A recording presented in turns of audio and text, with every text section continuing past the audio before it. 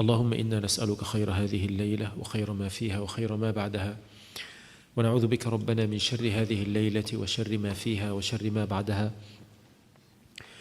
أصلح لنا ديننا ودنيانا وآخرتنا، وهيئ لنا من أمرنا رشدا، وبارك لنا فيما رزقتنا، وقنا اللهم عذاب النار، واصرف عنا أسباب العذاب في الدنيا والآخرة يا أرحم الراحمين. اللهم آمين يا رب.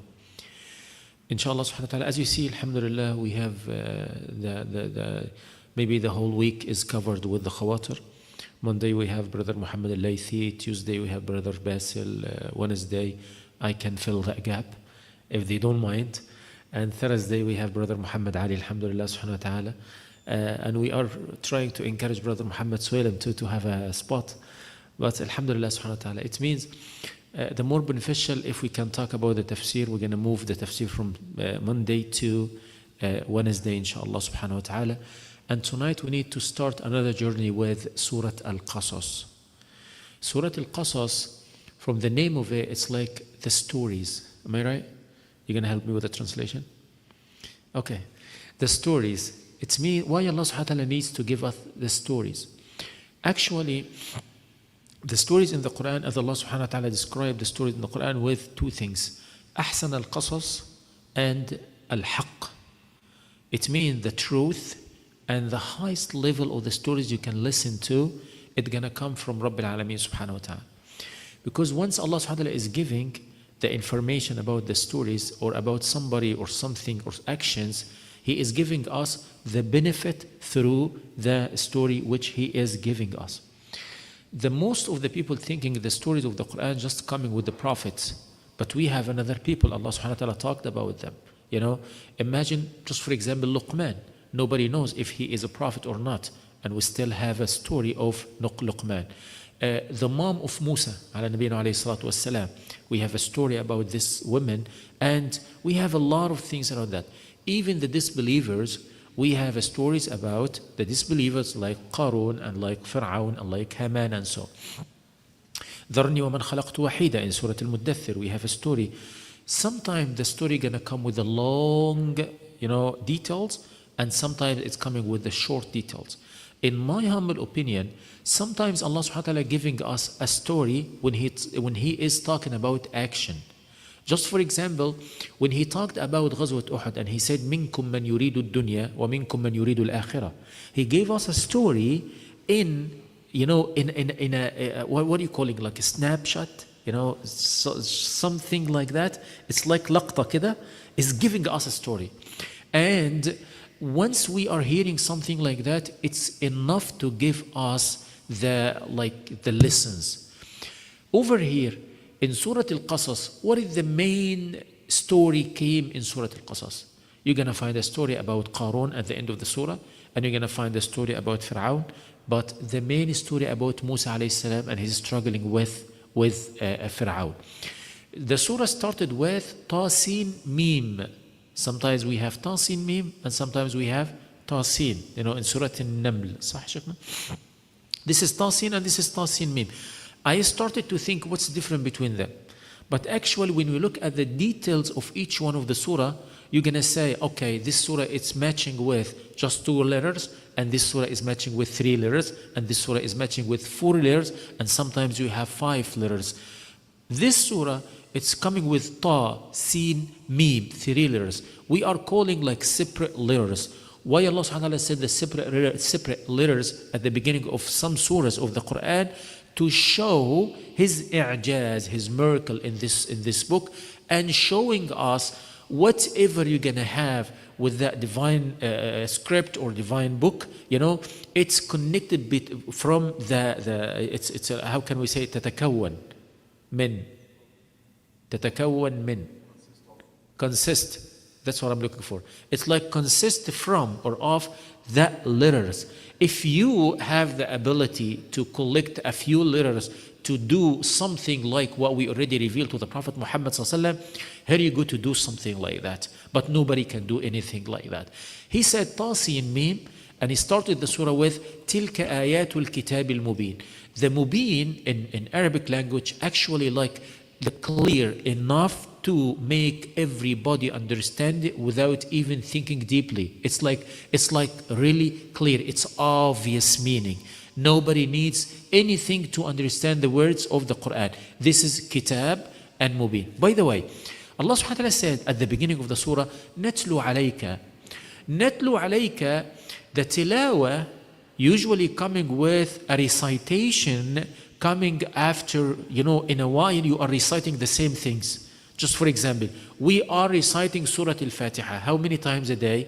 17 times at least. Every single day we are repeating the surah 17 times at least. If we will not pray any sunan, we are repeating Surah Al-Fatiha 17 times. Why we are reciting Surah Al-Fatiha? Why we are natlu Surah Al-Fatiha every single rak'ah? To remind us about something. Allah subhanahu wa ta'ala said, natlu alayka. He didn't say we're going to give you the information.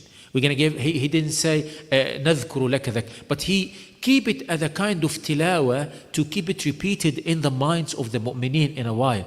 You know how many oppressions and how many people they already oppressed because of the dhullam at that time, everywhere.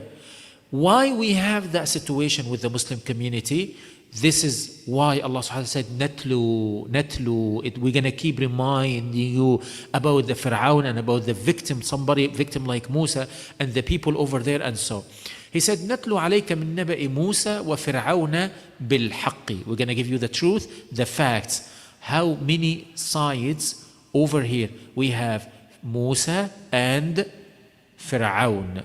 Which one has more power at that time? When we look at Musa as a person and Fir'aun as a kingdom, actually, which one has more power? You're going to find Fir'aun. By why Allah subhanahu wa ta'ala said Musa before Fir'aun? Because Musa, even if he had that kind of weaknesses worldly, but he has the position in the hands of Allah subhanahu wa ta'ala, Fir'aun cannot achieve it. Fir'aun usually coming late, coming after. When we look at any one of the like people oppressing the people right now, anywhere, we're going to find them coming late.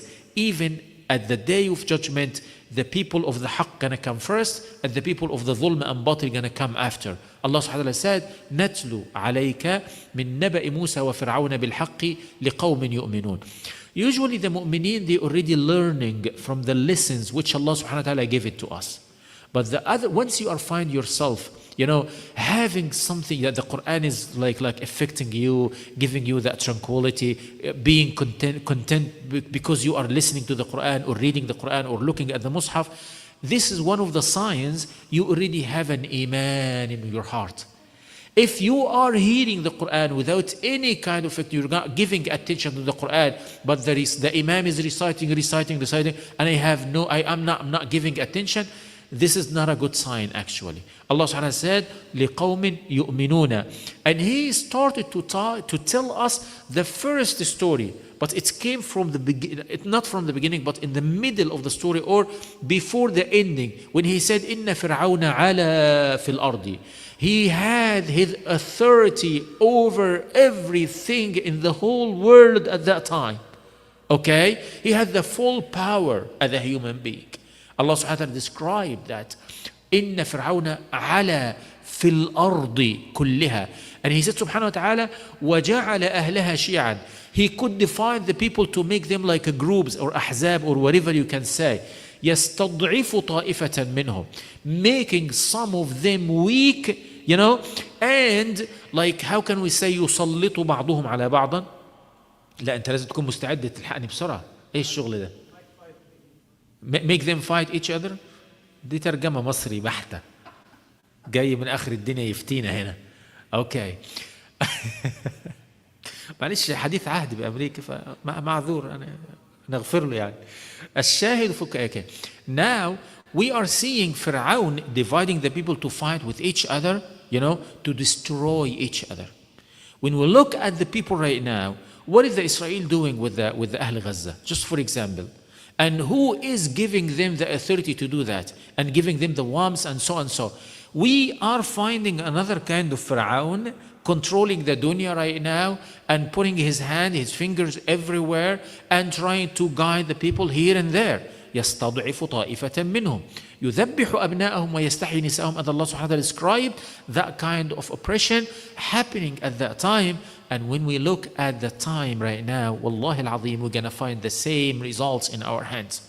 Why Allah subhanahu wa ta'ala is giving the mu'mineen the test, the ikhtibar? Because the mu'mineen, they are only kind of people deserve to receive that kind of ikhtibar. Why Allah subhanahu wa ta'ala going to test the disbelievers? What is the reason over there?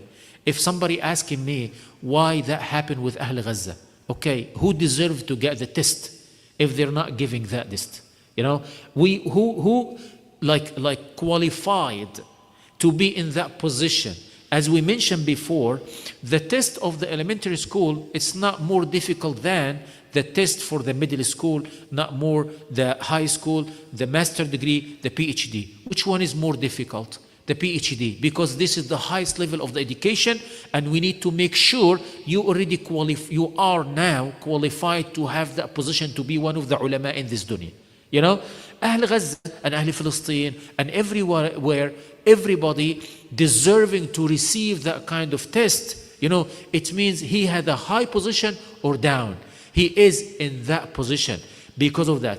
The first lesson we need to learn tonight before somebody gonna sleep right now. He's really sleepy. I know everybody's really tired. This is the end of the day. Jazakumullah khairan for your patience and sitting with me up to the main lesson we need to learn together tonight. Allah subhanahu wa ta'ala, He talked about Fir'aun. Why? Because He's showing us the different kind of Fir'aun are gonna come to this dunya. To be ready to have the same test if we're gonna have it, and to be ready to observe that, and to be ready to pass that kind of tests. And the goal of all of us is Al-Jannah, inshaAllah tabaraka wa ta'ala, and we are waiting for that moment to show ourselves in the hands of Allah subhanahu wa ta'ala. Ya Rabbil Alameen, we would doing our part, and we deserve to be in this position inshaAllah ta'ala because of your rahmah and because of your tawfiq for us for what we already did. Jazakumullah khairan, barakallahu feekum. We're going to continue our journey inshaAllah subhanahu wa ta'ala with Surah Al-Qasas. Salamullahi alaykum.